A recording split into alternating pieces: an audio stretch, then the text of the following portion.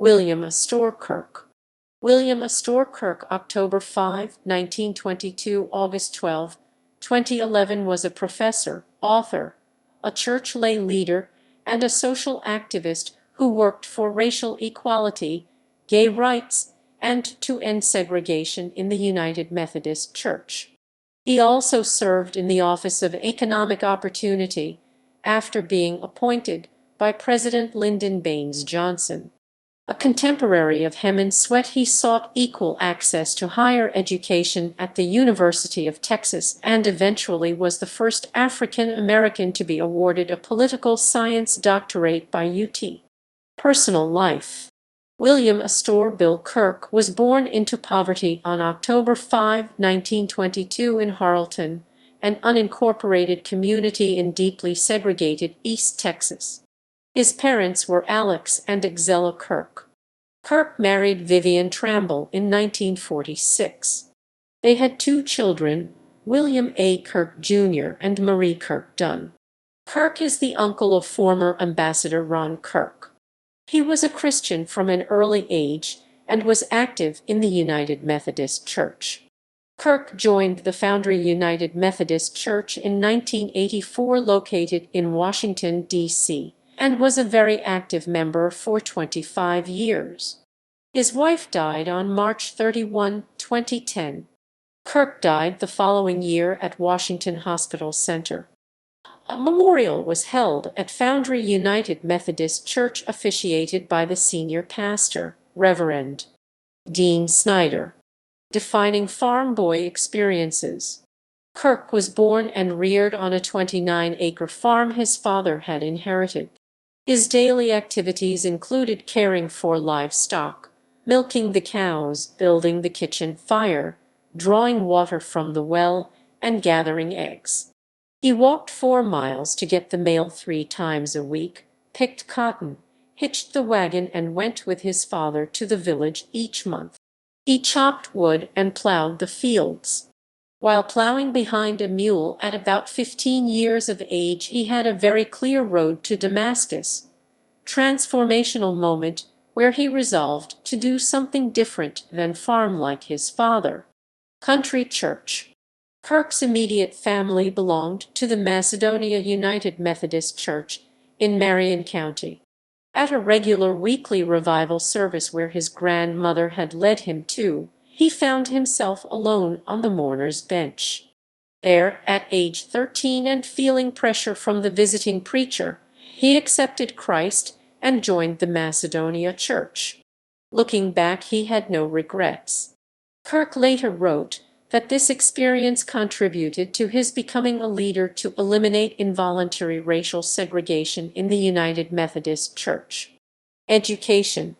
He attended the Friendly School, which had 2 classrooms.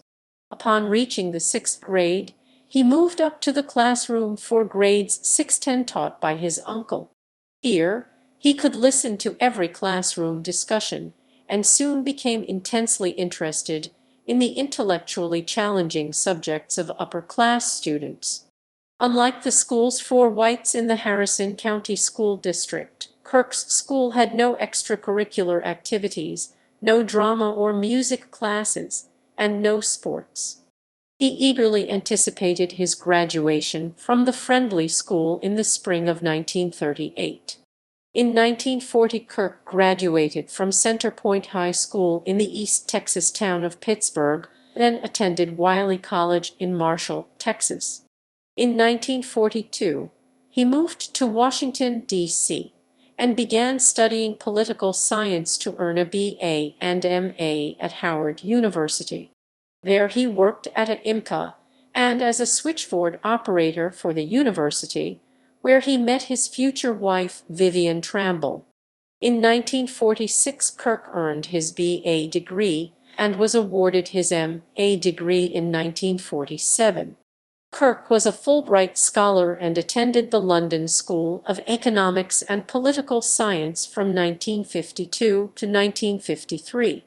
In 1958, he was the first African American to earn a doctorate in political science from University of Texas. Career. In the late 1940s, Kirk returned to Texas from Howard University and began his career in academia. His first position was in 1947 as an assistant professor of government at Samuel Huston College in Austin, Texas. The school later became Huston-Tillotson University. After studying in London in 1953, he became a full professor, the chairman of the government department at Huston-Tillotson. In 1959, Kirk helped establish the Citizenship Education Foundation, Inc., a nonprofit dedicated to public affairs programs of the Department of Social Sciences at Huston-Tillotson.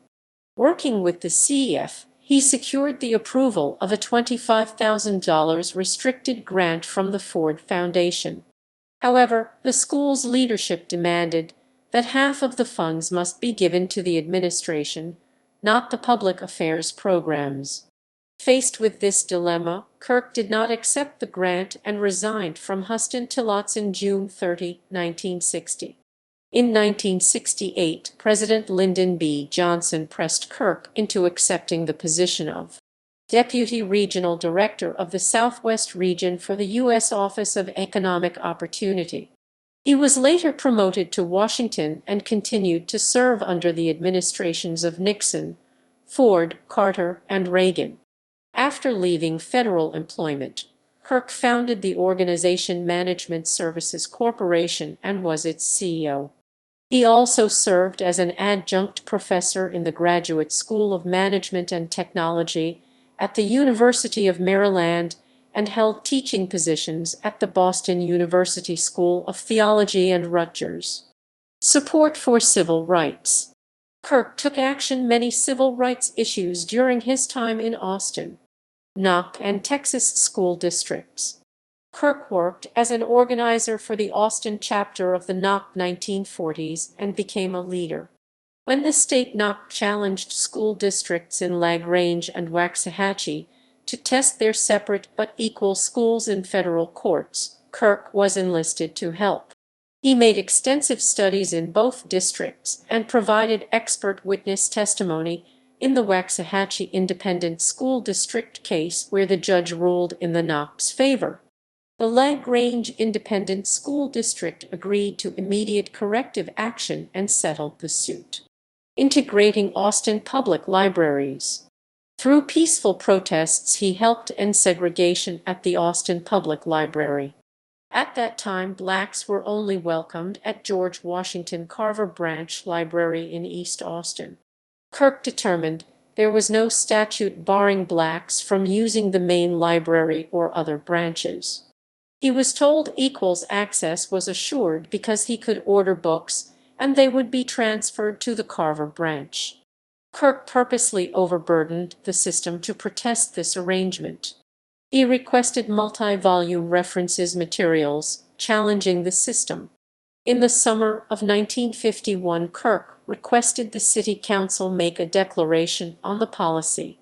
They referred the request to the City Library Commission, who recommended no change to the policy. Kirk then made a presentation to the City Council and personally lobbied the swing council member.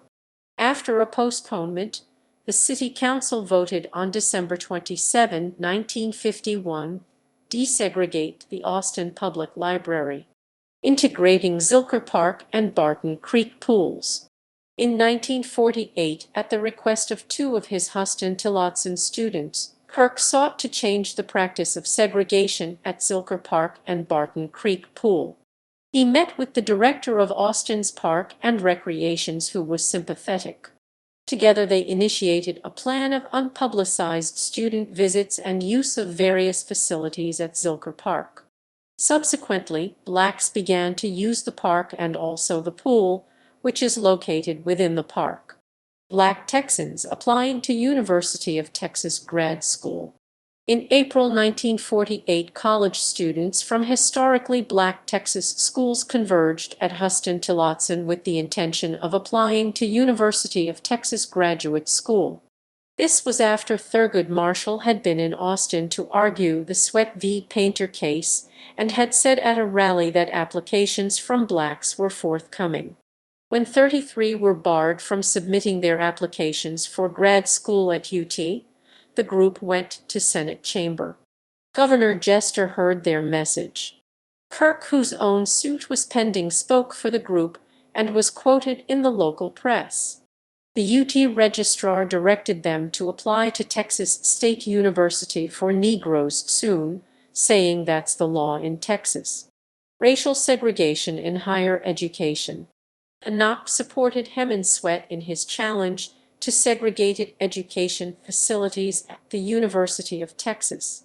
Before the case was appealed in the federal courts, the Texas legislature had pursued separate but equal as a solution, creating the Texas State University for Negroes for graduate studies.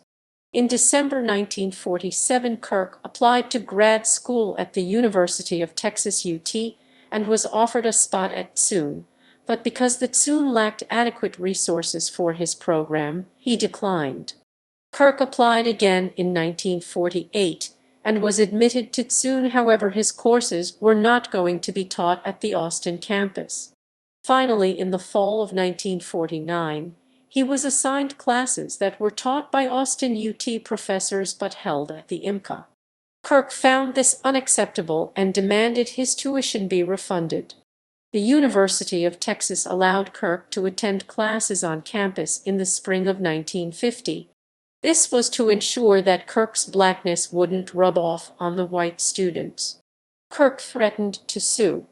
In June 1950, United States Supreme Court decided the Sweatt v. Painter case and found against segregated graduate-level education. Kirk acted quickly, and in the fall of 1950, he enrolled with Heman Sweatt and 4 other African American men at the University of Texas. Involvement in the United Methodist Church. Kirk had a lifelong involvement with the United Methodist Church, often opposing segregation, both official and unofficial, within the denomination. He fought successfully to end institutional segregation in the church.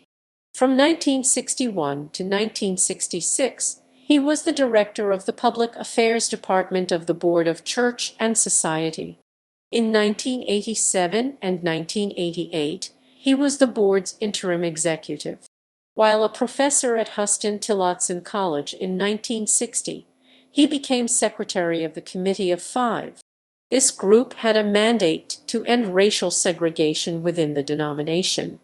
At the denomination's 1964 annual conference, Kirk was deeply angered by a proposal to continue segregated churches within the United Methodist Church. He successfully championed a motion, known as the Kirk Amendment, which committed the denomination to ending the institutional practice of allowing segregation of African Americans within the church.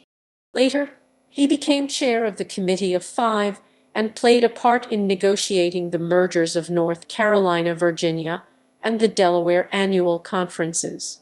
Kirk's fight to end segregation in the church was not over, however. In 1965, Southern church leaders sought the right to preserve segregated conferences within their jurisdictions. He took a leave of absence to prepare his counter-arguments. Ultimately, his arguments prevailed, and the decision quoted his phrase that segregation had become a distinctively connectional matter. Near the end of his life, Kirk wrote a resolution intended for the next denominational conference, proposing to abolish institutional discrimination against gays within the United Methodist Church. Legacy. Upon his death, Kirk's inclusive civil rights legacy influence was evidenced by the diversity of the entities that published his obituary. They included the Washington Post, the Austin American-Statesman, the Huston-Tillotson University, the United Methodist Church's official online ministry, and the Washington Blade.